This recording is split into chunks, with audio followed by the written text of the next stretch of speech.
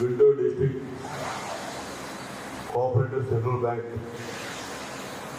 Retired employees ఆత్మీయ సమావేశానికి ఆహ్వానించిన ప్రజలందరికీ నమస్కారం తెలియజేస్తా ఉన్నాను. వాస్తవానికి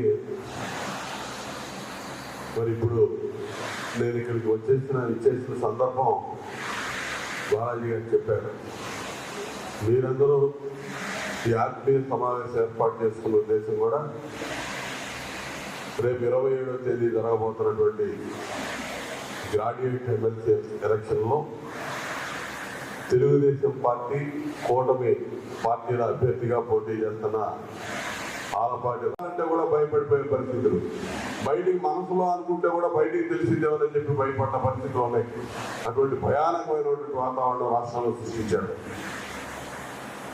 వాటన్నింటినీ తట్టుకొని ప్రజలు కూటమి అభ్యర్థులకి ఎవరు ఏం మాట్లాడాల, సైలెంట్ వేవ్ మొత్తం కొట్టే దిమ్మ తిరిగిపోయింది. రాష్ట్రంలో ప్రజా జీవితానికి పనికిరాడు జగన్మోహన్ రెడ్డి, ప్రతిపక్ష హోదా కూడా ఇవ్వడానికి వీల్లేదని చెప్పి ప్రతిపక్ష పాత్ర కూడా లేకుండా చేసినటువంటి ఘనత ఆంధ్రప్రదేశ్ ప్రజానీకానికి. ఇవాళ 8 నెలల నుంచి మీరు అధికారం చూస్తా ఉన్నారు. అధికారంలోకి వచ్చిన తర్వాత వాళ్ళు చేసిన దుర్మార్గాలు, వాళ్ళు చేసిన విధ్వంసం సరి చేసుకోవడం సరిపోతా ఉంది. చంద్రబాబు నాయుడు గారు కాబట్టి దూరదృష్టి, ఆలోచన, అనుభవం, తెనాలి నియోజకవర్గానికి ఇన్ఛార్జిగా ఉండి రాష్ట్రంలో 5 ఏళ్ళు అనేక ఉద్యమాలు కానీ, ఆ ప్రభుత్వం మీద అధికారంలో ఉన్నటువంటి ప్రభుత్వం మీద పోరాటాలు కానీ అవిశ్రాంతంగా ఏ విధంగా చేశారో చూశారు మనందరం.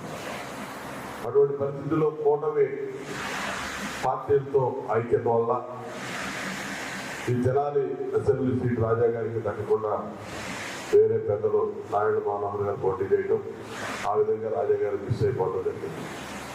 మరి ఆ పరిస్థితుల్లో ఆయన ఎమ్మెల్సీగా పోటీ చేస్తారు.